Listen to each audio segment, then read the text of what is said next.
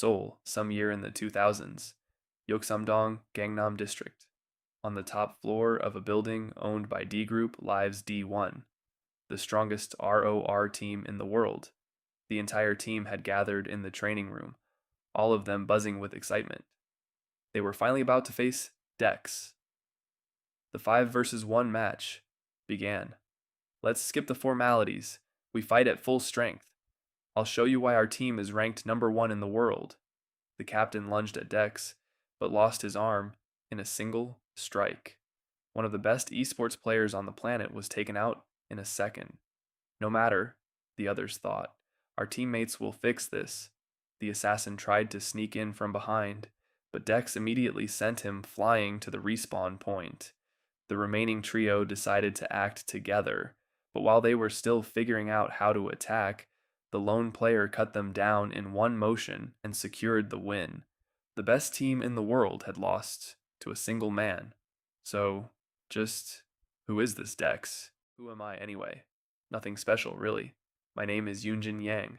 Gamer tags, Dan, Loner, Player, QRT123, and a whole ton of other random strings of characters. The last one became Dex. Truth be told, the protagonist never really cared about his nickname.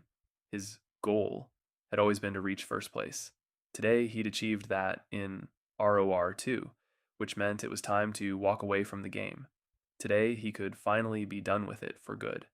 A day passed. The news of Dex's retirement stunned the public. If anything, it only cemented his reputation as a troll, but the people discussing it online had no idea about the real reason behind it. The world of ordinary video games was in the middle of a crisis, all because of the world's largest company, Argon Electronics. The corporations Argos and Silico had joined forces in the utmost secrecy to create the first fully realized virtual world, one that could only be accessed through a special device. And now the workers had finally arrived at the last address. Right away, though, they were caught off guard by the sight. In front of them, the house was run down and neglected. Could someone who could afford a place like this really live here? And yet, as you might have guessed, this was where our protagonist lived. As a reminder, his name is Yoonjin Yang. He's 20 years old, and he decided to quit every game he was currently playing in order to start a new journey in a different world, not just some ordinary game. So this is Arcadia. Countless games exist out there, and each one's got a ton of hidden stuff stashed away in it. Sometimes it's just a dumb little joke the devs threw in for fun. Other times it's something that actually messes with gameplay in a big way. The second kind people just call secrets or hidden finds, and now control over all of it had quietly been handed over to an AI Alicia. Anything at all for a wanderer from generations yet to come. The virtual reality, which the brain could plug into directly through simulated sensation, created a fully realized world indistinguishable from the device people had dreamed about for years seemed like pure fantasy, but it already exists, and Ji Yang couldn't pass up the chance to experience it. The first thing he heard in Arcadia was a wall of noise, players discussing missions, haggling over trades. Stepping into a quiet corner, our hero, now known as Dex, checked his inventory, and it turned out to be simpler than he expected. But to properly begin, the system demanded he complete a training quest, kill a slime. Sounds easy enough, but in Arcadia, even precise movements are a struggle, which is why players have skills like dash, dodge, and slash. Still, with our hero's talent, taking down this jelly blob is a piece of cake. No bonuses needed. Quest complete. Looks like Yang's getting the hang of this. Alright, next task, he'll probably breeze through that too. Wait, read 100 books? What a ridiculous game. So there he was, holed up in the Edelin library. One of the librarians couldn't help but notice this strange newcomer. He'd been reading for days straight, not just skimming, but actually absorbing every page. When most quest-driven players usually give up after 10 books, tops. Meanwhile, all Yang can think is, stupid game, I'll clear you no matter what. Then suddenly he asks, "Do you have the second volume of this book?" The librarian is stunned. Did he seriously finish the first one already? But why does he suddenly need the sequel? Simple.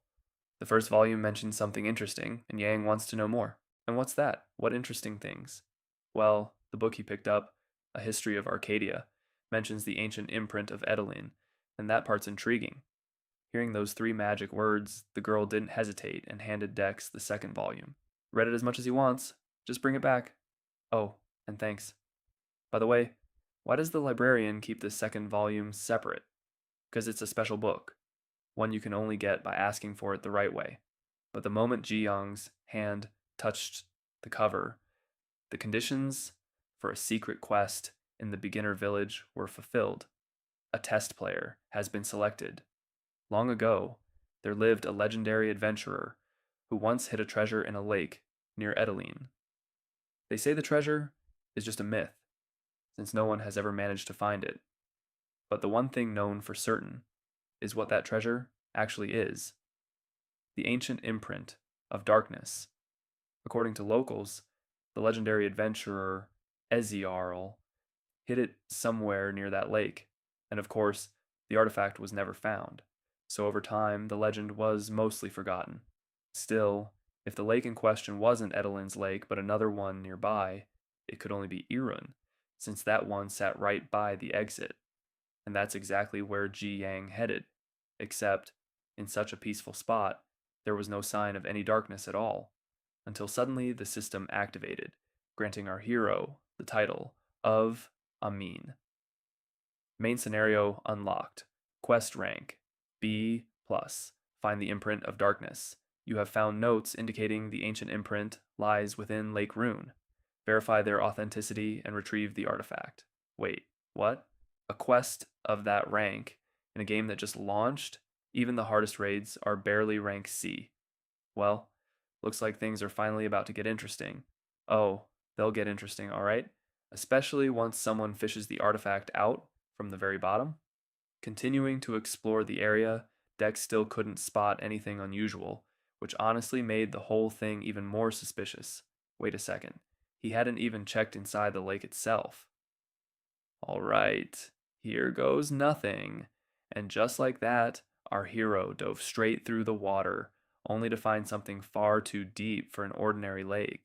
This wasn't a lake, it was an abyss. Meanwhile, panic broke out across Arcadia's server, and not without reason, because how exactly does a main scenario quest get triggered on a server that's been live for less than a week? According to the report from the Game Quest department, it looks like a player made contact with an item tied directly to the main storyline. Really? And what exactly did he do to shock the system like that? That part's still unknown. Alright then. Someone needs to report the problem to the president immediately and make sure every department confirms they're properly prepared for unexpected situations. How is this even possible? The main scenario was unlocked here just 4 days after launch, while the American server's been dead quiet for 3 months straight. Is it really just because this is the Korean server? Meanwhile, our hero finally resurfaced. Thanks to that bold dive, his swimming skill leveled up to rank B, and his stamina increased by 1. Now he could dive deeper and stay underwater longer. But damn it all the same. Ji Yang had gone down about 200 meters and still hadn't seen the bottom. Maybe I should just give up on this. The game only just launched, and other players are already racing for spots on the leaderboard. So, wasting time leveling up swimming during such a critical period is honestly stupid. And more importantly, the monthly subscription for Dreamers costs $920. Our hero figured he'd cover the cost by selling in-game items, but at this level, finding something worth $1,000 in a month just isn't realistic. Still, this secret quest that fell to Dex, one that no other player even knows exists, that can't be a coincidence. And even if the reward turns out to be worthless, as a hardcore gamer, I just can't bring myself to quit, so I'll do everything I can. Meanwhile, over at the American Select headquarters, shocking news made the president practically jump out of bed. Did I hear that right? The main scenario got unlocked on the Korean server? What does that mean, Jack? And to answer Jenica's question, the system pulled up the main screen. Long story short, a Korean player found an item that unlocked a secret class.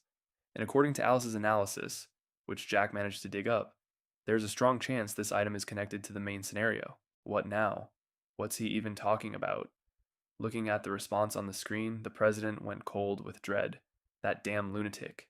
10 days later, Ji Yang finally managed to find and retrieve the imprint of darkness from the bottom of the lake. Thanks to that, his old skills leveled up again, and his affinity with water rose by a full 10 points. Now he could dive confidently into the darkest depths. Since the quest was complete, the player was owed a reward. For Ji Yang, that reward was the Necklace of Darkness, an artifact holding ancient imprints within it. So that's it. The necklace is the key. Got it, but should he actually wear it? And why does its description read like a warning? Use the Necklace of Darkness? Without hesitation, our hero hit yes. Are you sure you want to use it? Yeah. When was he ever not sure? Are you absolutely certain? That felt kind of weak. What if he wasn't 100% sure? If you're truly certain, know this. You won't be able to remove the artifact afterward. Give your most precise answer. Well, for God's sake, I already said I want to. Why do you keep asking me? He kept mashing yes like a madman. All right, understood. The mysterious stranger who'd suddenly appeared was now fully convinced of Ji Yang's resolve, but just so we're clear, he did warn him. Now then, let Dex go all out and really let loose, the way a real man does. Wait, what is he even talking about? And who is this guy? But before our hero could say another word, his class had already changed to Bard of Anarchy. The leveling system shut off, replaced by a new stat, Influence. A mission system was added as well, permanently locking this new class to Jiang, and along with it came a brand new quest. Meanwhile, out on the western grasslands of Edlin, newbies were grinding away at slimes, trying to pass the entrance test. None of them had any idea that Dex had been watching them from behind a tree this whole time. Ugh, so now I'm supposed to kill noobs like these? By the way, a little earlier, something pretty unpleasant had also happened to our hero. Yeah, that's when Ji Yang realized just how deep he'd dug himself in. And he'd been warned more than once, but he still went ahead and grabbed that hidden class anyway. And of course, deleting his character wasn't an option. Why not? Simple, really. Bard of Anarchy flat out has no leveling system. The core mechanic of the entire game is stat growth, and not having that system means Dex literally can't level up at all. Sure, the gap might not feel huge right now, but once other players start climbing in level, that gap is only going to keep widening, endlessly. That mysterious guy in the system had said something about going all out, fitting for a guy like that, right? Damn it, I should have stopped the second I heard that nonsense. Why didn't I just check first? One way or another, denial eventually gave way to acceptance. Though, honestly, lying around in the grass wasn't going to change anything. So, Bard of Anarchy, even if it's garbage, it's still a hidden class, which means it's got to be useful for something. After everything that happened, our hero kept staring into the system window for a long while, hoping to find some kind of useful information. And it turned out he wasn't wrong to look, because he actually found something. That something turned out to be influence. A stat Dex, honestly, had never even heard of, but luckily the system had a breakdown for it. Turns out influence could be raised by using certain stats to alter its properties, and once used, those stats would be gone for good. Well, great, clear as mud. Just a bunch of fancy words strung together. And then suddenly the system window shifted right before our hero's eyes. And from there, it's exactly what we already know. Killing green players and a time limit ticking away. Long story short, that's how Ji Yang ended up behind that tree. All that was left was to actually complete the quest. But could this really be the thing that decides his fate in this game? And what should he even do now? Well, might as well try it out first, right? So don't judge him too harshly, he's just playing the game too.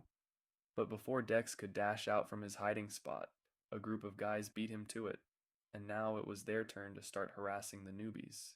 But who even are they? Ah, right, they forgot to introduce themselves. Long story short, These guys run the place, and funny enough, they don't recall giving any brats permission to hunt on their turf. Seriously, what kind of nonsense is this? These weirdos are actually claiming territory when the beta's barely even been open long enough for that? Our hero had never heard anything so absurd. Your territory? This is a hunting ground for newbies.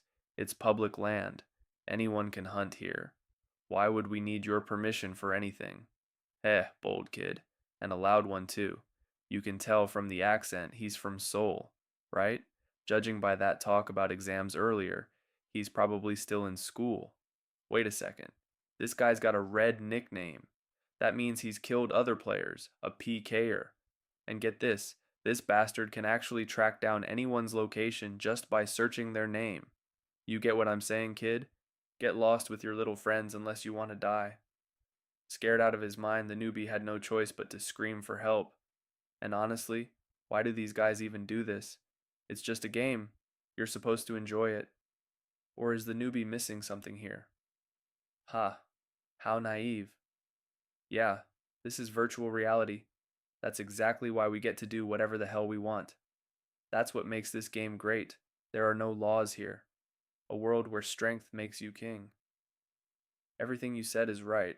It's just a game. Yeah, couldn't agree more. The next instant, one of these creeps suddenly had his leg sliced clean off. Ah, what a shame. I could have killed you in one hit. Before the bastards could even blink, our hero had already cut down every last one of them. Sleight of hand, no tricks involved. That's just how Dex operates. Right after that, Ji Yang's influence went up by 3 points. So, 1 kill equals 1 point. Ji Yang had no idea how the system actually worked under the hood, but racking up any meaningful amount clearly wasn't going to be easy. Thank you so much. How can we repay you for saving us? Don't worry about it, guys. No need to thank me. Ji Yang's about to finish you off too. That's just the quest he's got. What? Don't take it personally. It's just a game, right? Damn it. In that moment, the newbie felt it in his gut. This guy was genuinely insane. He felt it, and then he died. Our hero's influence immediately went up by 2 points. All right, now it was time to deal with the ones who'd just stood there watching. Nothing personal, okay? No objections, apparently. That same day, a rumor spread across Arcadia's front page, and everyone was saying the exact same thing. Word for word, a true madman had appeared. Night had already fallen, and the last of that pack of newbies kept running, desperately hoping he'd make it out alive. The poor guy ran and ran until he tripped over a rock without noticing it. Damn it, he'd almost gotten away, and God forbid the madman was already close by. Shit, the psycho found me. You bastard, I was just minding my own business, hunting. So why the hell are you trying to kill me? You really think the admins are gonna let this slide, doing something like this right after launch? I'm reporting you, you damn PKer.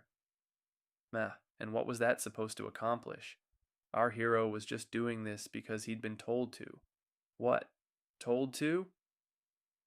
Before the guy could get another word out, Ji Yang had already cut him clean in half. Newbie killed.